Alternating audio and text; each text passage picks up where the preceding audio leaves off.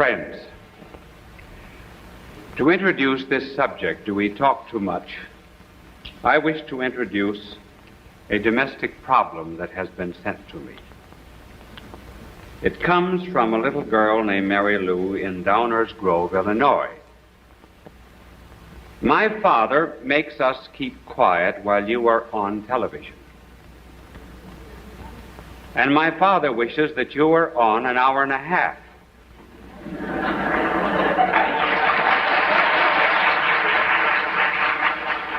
Wait until you hear the reason. So the house would be quiet. I like your show, but when we want to see a show, he's always talking. So how can we make him keep quiet when we want to see a show? Mary Lou, you pick out a show that you like, a half-hour show, and every time your father talks, make him send me a dime for the poor of the world.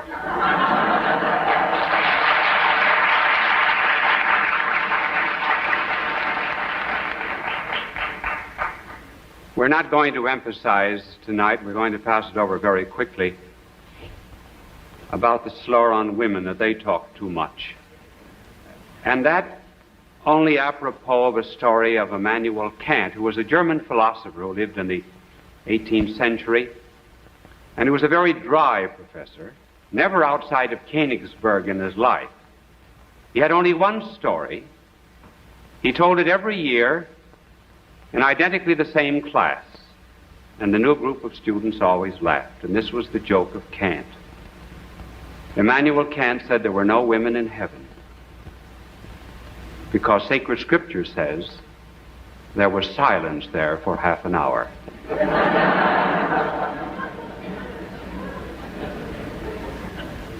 But we are concerned with talking, however, in a much bigger sort of way, namely in the sense of superactivity and a want of an interior life.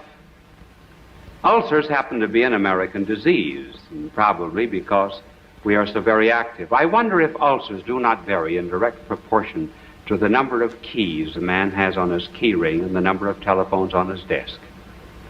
Could be. And we work in order to get cash,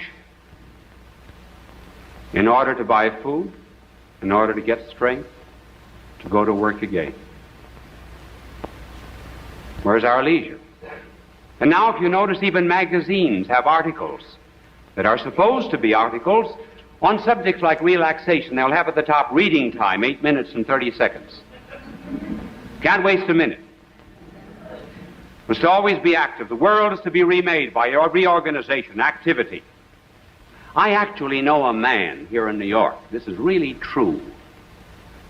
When he goes out for a walk, he puts an alarm clock in a little suitcase. And he walks till the alarm clock goes off, and then he turns around and starts back home again.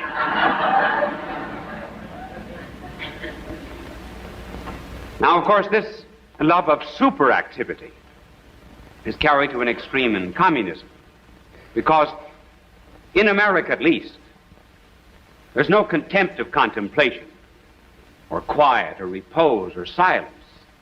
But with the communists there is. First of all, they cannot allow their minds, the Soviet minds, to have any contact with the outside world, because if a Soviet mind is quiet and silent and contemplative, it may ask itself, why am I here? Why was I born? What is the purpose of life? He's told by the Soviets he has no other purpose than to serve Soviet society. And hence, when the Soviets went to the Geneva Conference, a whole group of them went into a Soviet hotel, and they registered not by name, but by number. So no one could call them on the phone, so no one would know in what room they were. One of them came down to breakfast one particular morning, and a group of the Soviet representatives were in the dining room. There was one American newspaper man off in the corner of the table. And this Soviet came down late, The only free place was with the American newspaper man. As soon as he sat down with the American newspaper man, a hush fell over the dining room. All spoons and knives and forks dropped, and all eyes were turned on him. He left his coffee and went back to his room. It was a warning, no association. You must only think and be active for the Soviets. Hence their hatred of any kind of contemplation, which they call solitary rumination. Organize mass meetings in order to keep a man from that quiet in which he might discover his destiny. In contemplation, a man might measure himself by something else besides Soviet society. He might be concerned as to why God made him. This is the extreme. But the fact is that our whole world today is suffering from a want of inner quiet and repose, soul requiem, and contemplation. We have been living on moral fact for the last century or more. And if our world today is not producing great leaders, it is simply because they have not given themselves to any interior development. It used to be that great heroes came out of society. Society had the kind of an atmosphere that begot a hero. Today it is the heroes that have to create a society. Some years ago, a person that was abnormal mentally could be sustained by society because society itself was sound. Today he cracks because society itself is nervous, so activated that it cannot give any quiet counsel. There's another philosophy of life besides this superactivity of which we've spoken and this hatred of quiet by communism. As a matter of fact, these are the two philosophies of life.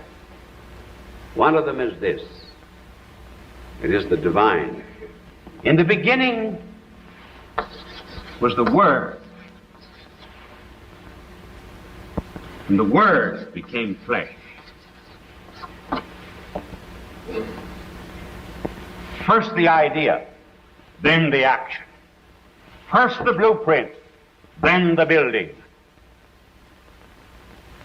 First the model, the idea, then the sculpture.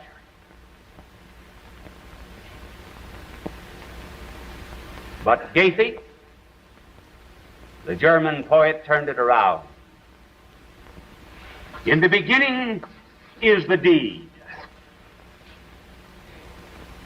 In the beginning is the deed. Then the rationalization of the deed. Then the justification.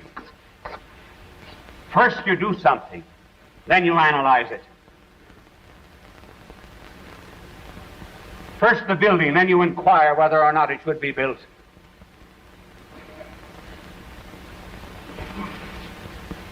If leadership is ever to be returned to the world, the primacy must be given to ideas, to thoughts, to contemplation, rather than to deeds. We do talk too much. The result is we're fagged out, we're exhausted spiritually and intellectually all over the world. This is extremely important. That is why our blessed Lord said, for example, that it is not what enters a man that defiles him, it is what comes out of a man. For out of his heart there come lust, jealousy, hatred, evil, and folly. Our heart starts with some kind of spiritual education, or at least a want of it. It's the kind of mill. And if you put wheat into a mill, flour will come out. If you put gravel in, sand or smaller pieces of gravel will come out. And what is already in the heart is the source of action. It is said, it makes no difference what you believe, it all depends upon how you act. No! You act upon your beliefs. Hence the importance of having a right philosophy of life, and a few definite principles to guide life. Our heart is a forge, and on that forge we hammer out the actions of our daily life. You've been in caves and you've seen these stalactites hanging from the tops of caves. They were formed by little drops of water, till finally sometimes they became pillars to support the roofs. That's what our thoughts are, and they congeal into actions. We are made with the inside.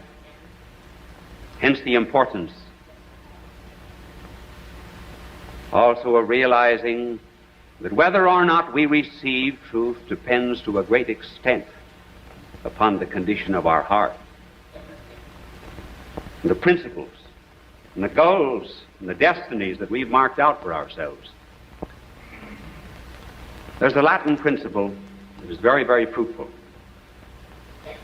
It is quid recipitur, promotum recipientis. For the benefit of the three of you in the United States who have forgotten your Latin, it means that whatever is received according to the manner of the one receiving it. For example, suppose I have a glass of water here, and a pitcher of water, and I pour water into a black glass, then into a blue glass, and then into a green glass. It looks black in one instance, look blue in another, red, green, whatever the color happens to be. You taste certain food. If your tongue is coated, food does not taste right. If the mind is coated, truth is not received as it should be. Why is it, for example, that any kind of a truth, a divine truth, for example, suppose you present a divine truth to a Mr. A and to a Mr. B. Why is it that though the same truth is presented, Mr. A will receive it and Mr. B will not receive it? He will reject it. It's because of something that he already has in his own heart.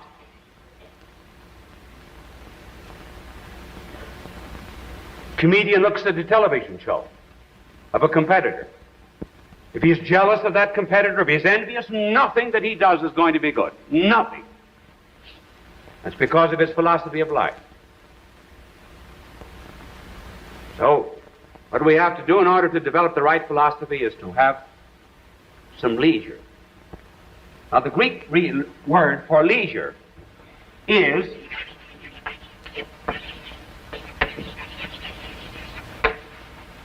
that's the Greek word for leisure. The Latin word for leisure is that. The English word for leisure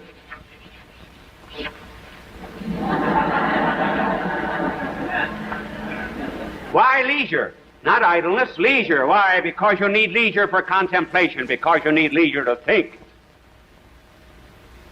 That's the meaning of a school, where one is not concerned about other things, where one has time for quiet, in order to decide, first of all, why he's living.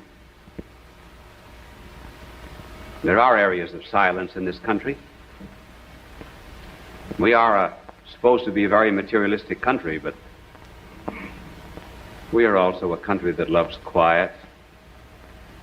And though it be not generally known, throughout this country there are a number of areas, little isolated spots, where there are young men, wise men, former doctors and lawyers and actors, who have joined a community called the Trappists.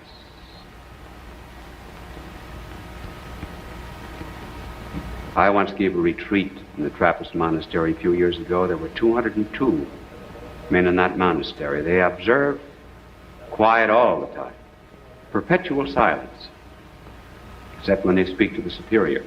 They have little signs for communicating with one another. They want to do that.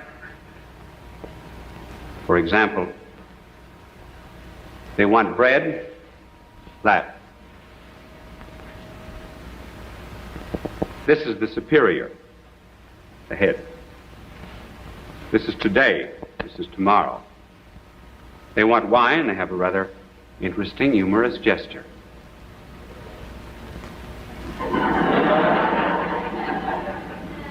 Red nose. And the gesture for a woman is the indication of a veil across the forehead. But sometimes they do that.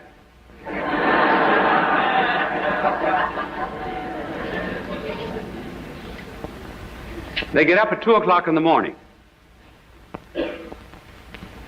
except on Sundays, feast days, holidays, holy days. Then they get up at 1. And they're on their knees then until 4 o'clock. Meditation, contemplation. And then at 4 o'clock, they hear Mass. And at 6 o'clock, they have breakfast. I don't know why they ever call it breakfast, but they do. It's so small. They have to study about 4 hours a day, and they have to work in the field at least 4 hours a day. They go to bed at 7 or 8 o'clock, depending upon the season. You cannot imagine a happier crowd of men in all the world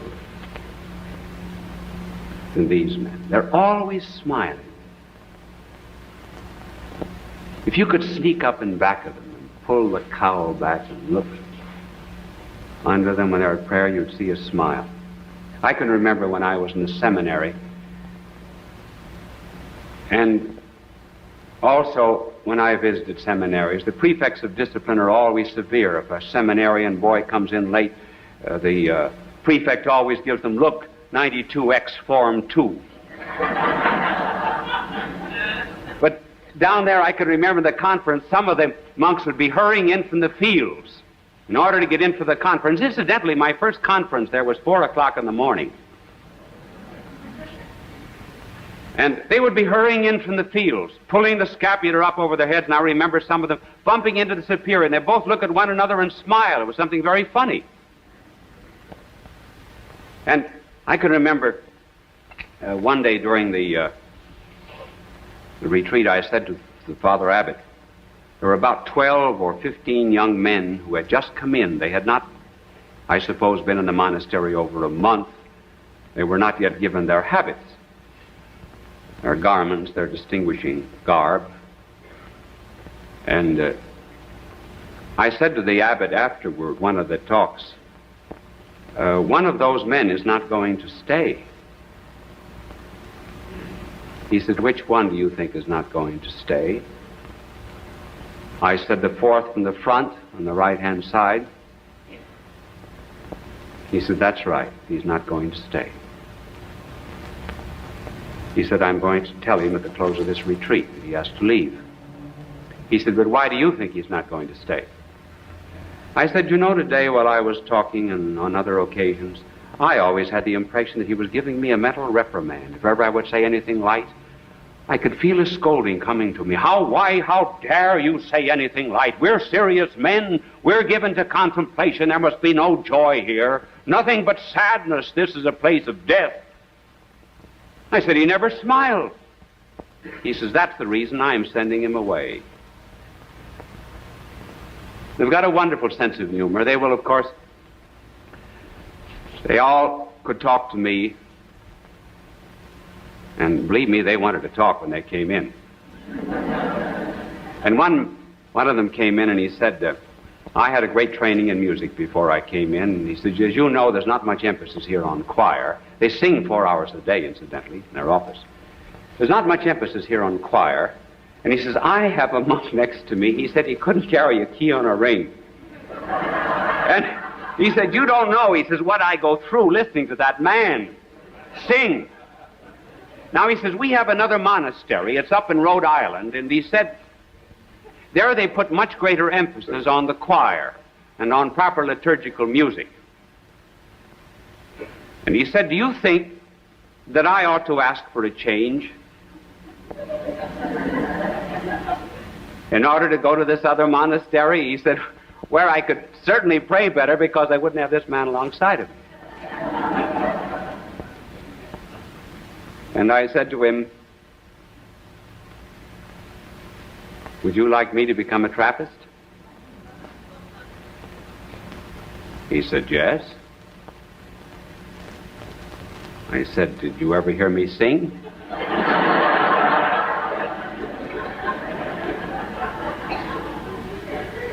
And would you like to have me next to you in choir? Yes. He said, all right. He said, I'll stay. I understand. And one can get a very false impression talking to them, because it is amazing when you go about and talk to people, the more spiritual people are, the more spontaneous is their response and the more they enjoy lightness. Sometimes you make the most innocent remark and they roar. I remember once I mentioned Moses, and everybody broke into a roar, and I went to the Father Abbot afterwards. I said, why does everybody laugh when I say Moses? He said, you'll find out. So finally one man came in, and I said to him, where in heaven's name did you get all this fat? He said, what do you mean fat? I said, what do you weigh, 180 pounds? He said, yes, but I used to weigh 260 before when I came in. I said, what's your name? He says, Moses.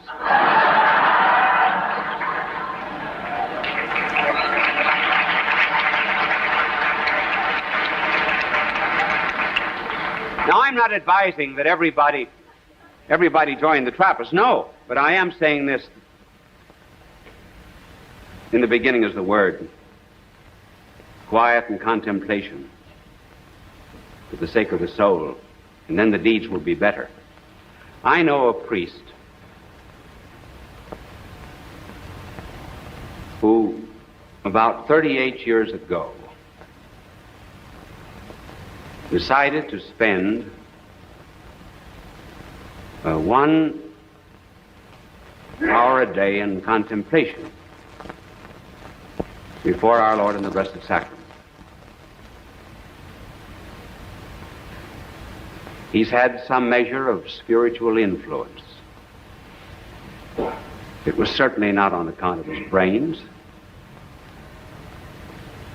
because other priests have as much or more brains than he has. He has been able to draw some souls closer to the good Lord.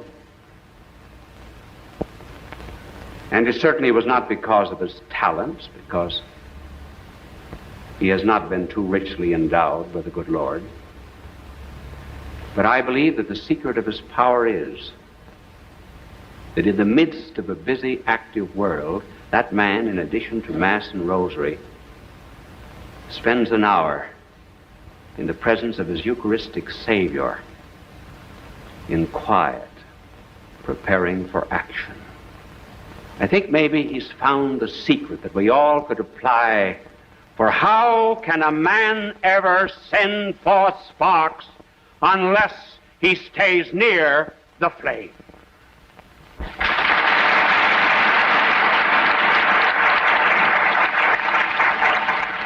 People of all faiths recognize Bishop Fulton J. Sheen as one of the greatest communicators of the 20th century. He was born in El Paso, Illinois, in May of 1896. As a young boy, he knew he wanted to be a priest. He served as an altar boy at St. Mary's Cathedral in Peoria, Illinois. At St. Viator College, his education and debating skills taught him the skills he used throughout his life. Meet him at the airport, and they had a very warm embrace, and he was looking over her shoulder as he embraced her, and he says, "Oh, there goes Kitty McCoy." And the wife said, "Who is she?" Oh, he said, "She was the stewardess on our flight." She said, "How did you know her name?" Oh, he says, "The names were up on the bulletin board. Pilot, co-pilot, stewardess." She said, "What was the pilot's name?"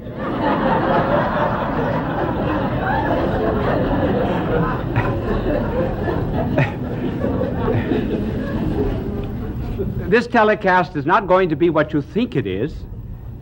I know you've heard the song, "Love is a many splendored thing," but I'm going to tell you the origin of that expression. a many-splendored thing. I'm going to tell you who really wrote it, but I will tell you in a minute. It is a very interesting life because it's somewhat related to our age, in which there is a fondness for flight from consciousness. What is there, anyway, in human nature that makes it rather anxious to evade and escape consciousness and responsibility? Alcohol, dope, sleeping tablets, whatever they happen to be. A way to avoid the responsibility of being awake. And I'm going to tell you the story of a man who had a flight from consciousness. And in this story, we find revealed the unconscious influence of little things. Jean Guiton, a member of the French Academy,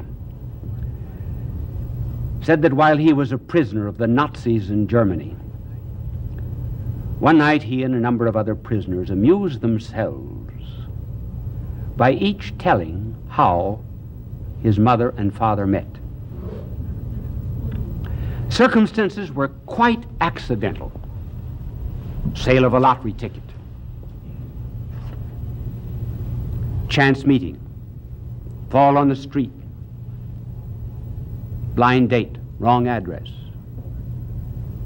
And here, as a result of these trivial things, here were men that were prisoners under a totalitarian system. It was the little thing that influenced the life of Francis Thompson, who wrote, "Love is a many-splendored thing." And what was that small thing? Well, this young man started for the priesthood, and he was told he did not have a vocation. And then he went into medicine. His fondness was literature. He used to produce as a little boy the plays of Shakespeare for his sisters. And as he was studying medicine in the University of Manchester, he roamed into every bookstore, and at that particular time there had just appeared a Life of De Quincey. He evidently had mentioned the fact that at home that he loved De Quincey. And on his 17th birthday, his mother gave him De Quincey's famous work, The Confessions of an Opium Eater.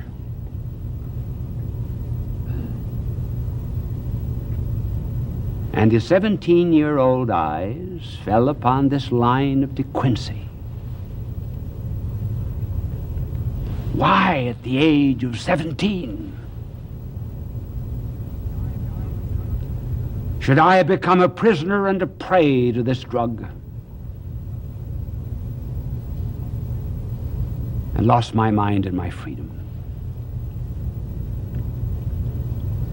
The mother never intended that her son Francis Thompson should ever follow in the steps of Thomas De Quincey. But he did. So he went in for the psychedelic, for the flight from the unconscious. And here there's a curious parallel between the life of De Quincey and the life of Thompson. De Quincey lived earlier than Thompson. When De Quincey became a dope fiend, he went to London, to Soho Square. So did Thompson.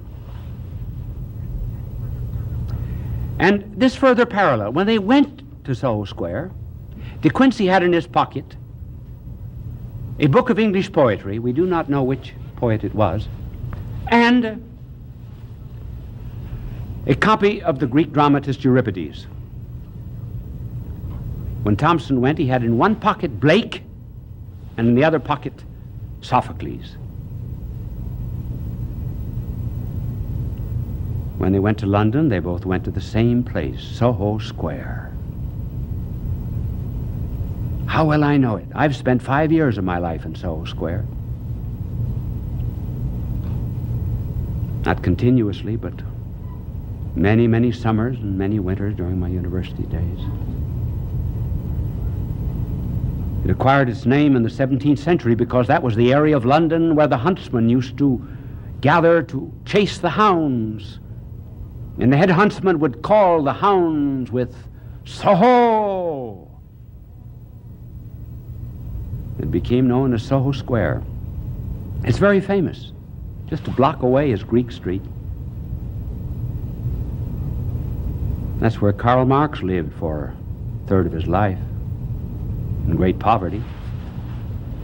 This founder of communism, his wife said, "Karl, if you had only made more capital instead of writing about it, the whole world would have been better off." I had many experiences there in Soho Square with the type of person, of course, that Thompson actually is and was. But here are the two of them, decades apart, roamed the street. Thompson made a little money here and there, chasing cabs, holding a horse, selling matches, running an errand. Just a bum. A bum. Emaciated and thin, and drugged and hunger. No one was there to befriend him except a woman of the streets.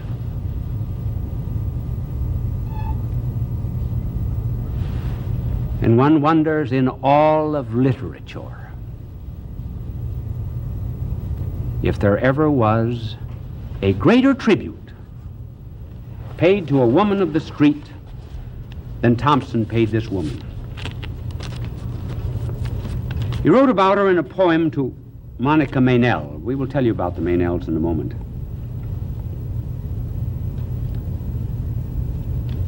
And this is his description. Then there came past a child like thee, a spring flower, fallen from the budded coronal of spring.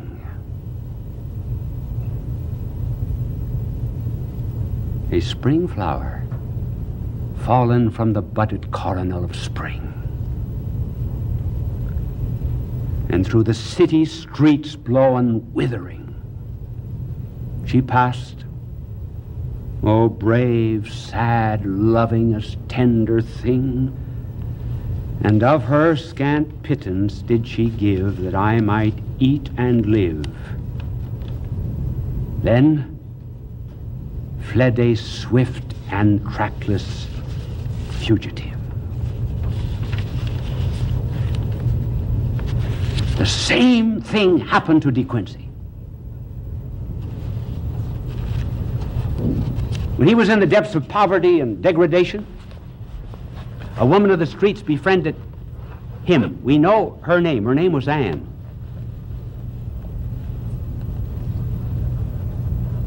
Thompson, or rather St. Augustine, never gave the name of the woman with whom he lived before he was converted. Thompson never gave the name of this one. But he went out and searched for her. Now, why he searched is interesting. He gathered up in dusty old, dirty papers an article and a few poems, and he sent them to Wilfred Meynell, who was the editor of Merry England. And in the letter to Wilfred Meynell, he said, "You may return the manuscript and the rejection slip to Francis Thompson, Charing Cross Post Office, general delivery." He never heard for 9 months.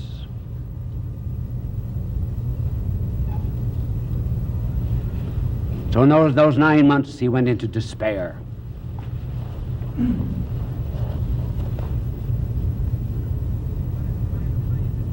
He wanted to find this woman. He could not do it. She said to him as she left, "You are always a genius. You're above me."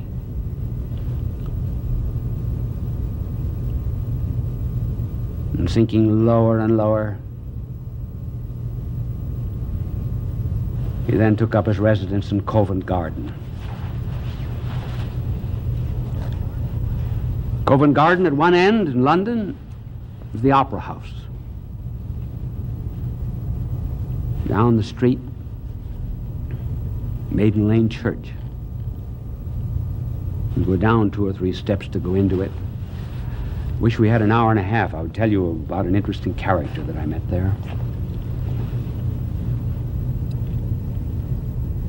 But in television, you get time in segments. And then in front of the opera was Covent Garden. Covent Garden was where all of the produce of England was brought every morning. So in those days of Thompson was born in 1859.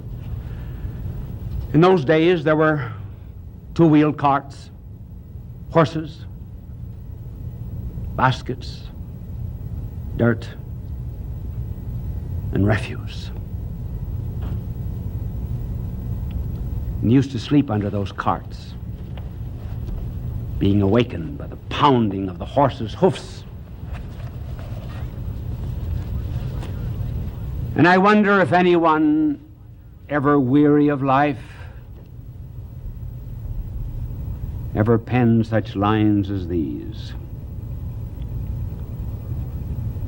Forlorn and faint and stark, I had endured the watches of the dark and the abashless inquisition of each star. The abashless inquisition of each star. Yea, was the outcast mark of all those heavenly passers' scrutiny.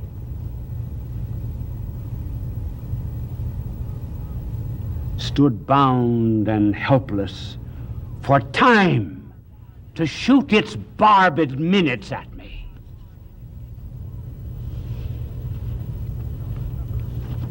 Suffered the trampling hoof of every hour in night's slow-wheeled car,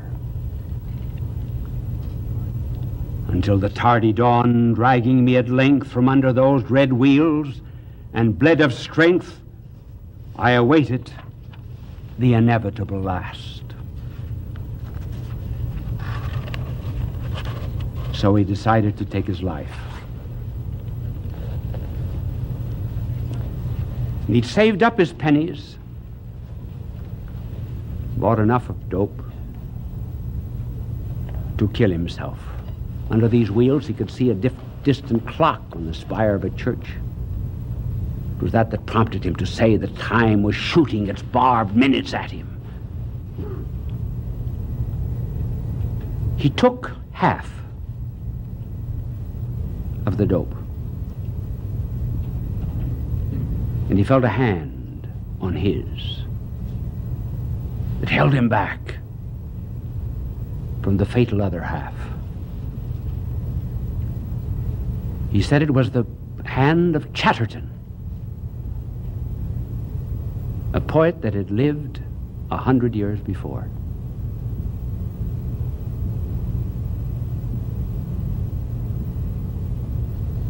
He gave up the attempt at suicide, and the next day, news came to him that Wilfred Meynell wanted to see him. The 9 months had passed. Now begins a kind of change of life. Wilfred Meynell attempts a cure, sends him out to the Abbey of Storrington. And here we enter into a new phase of his life. His love of children. And as he roamed about the fields of Storrington, he met a little girl whose name was Daisy Stanford. And this is what he wrote of Daisy.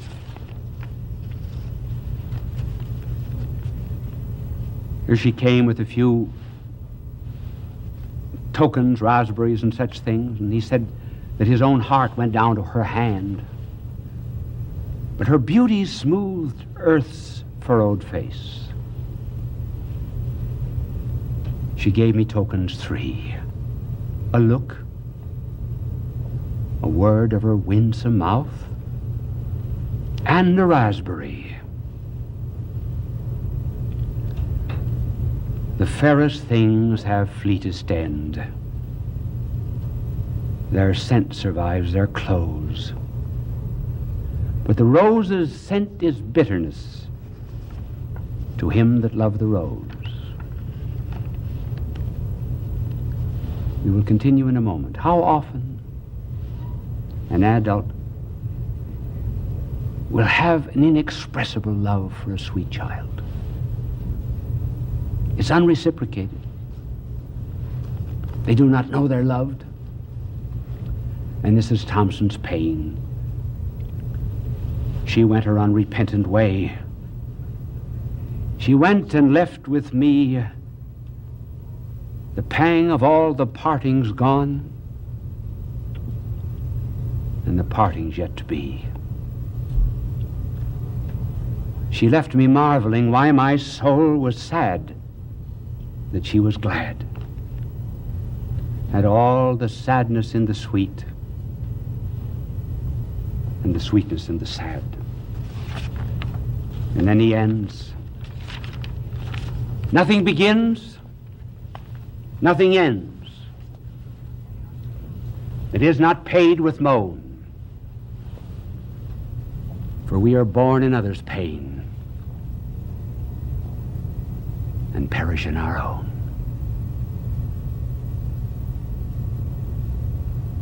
The love went out from his life. But then he found some solace in little Olivia Meynell.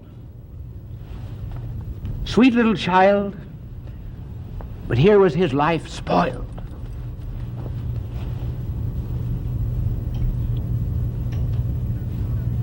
And with the pillaring hours about to crush him, he seemed afraid of this beautiful innocence. And he wrote, I fear to love thee, sweet, because love's the ambassador of loss. Love's the ambassador of loss. White flake of childhood, clinging so to my soiled raiment, thy shy snow at tenderest touch will shrink and go. Love me not, delightful child, my heart, by man's snares beguiled, has grown timorous and wild. It would fear thee not at all, wert thou not so harmless, small, because thy arrows, not yet dire, are still unbarbed with destined fire. I fear thee more than hadst thou stood full panoplied in womanhood.